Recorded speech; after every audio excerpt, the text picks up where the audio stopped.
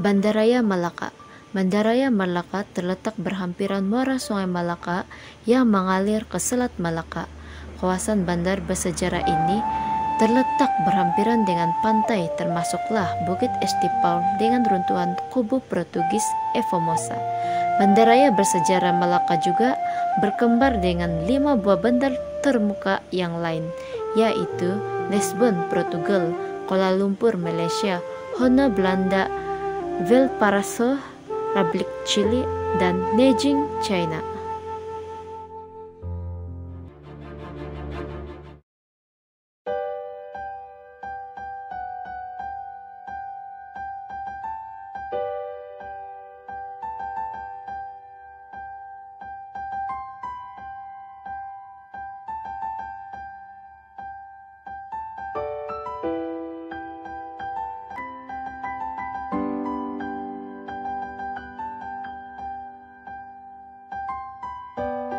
Malaka dan Georgetown diterapkan sebagai tapak warisan dunia yang pertama dan kedua dalam kategori tapak budaya.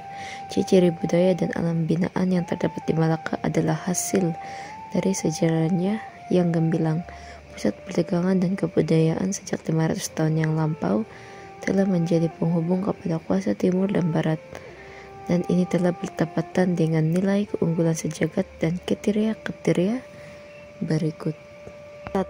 Ciri-ciri bandar yang hidup dihuni oleh masyarakat berbagai budaya yang terhasil daripada pengaruh luaran sejak 1400-an hingga sekarang, yang menunjukkan perubahan pada bentuk dan bandar di Malaysia yang masyarakatnya dan budayanya berkembang di bandar Malaka bersejarah ini.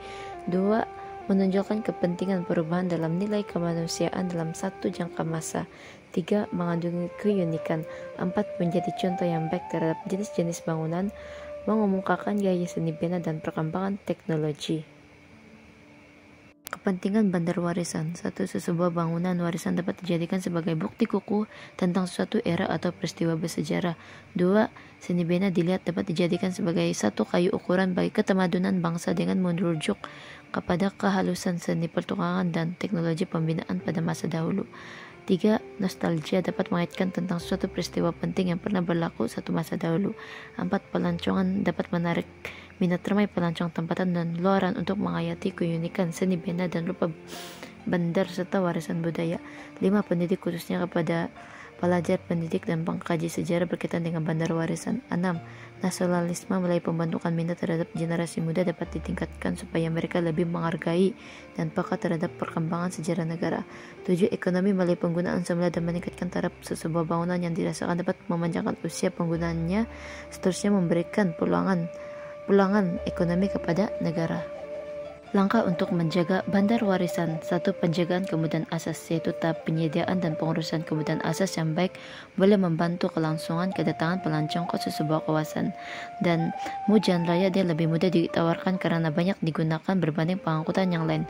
Begitu juga dengan penjagaan jalan-jalan lama yang merupakan sebagian warisan sejarah Malaka seperti Lorong Joko Walk, Heron Street, dan Jalan Mokong.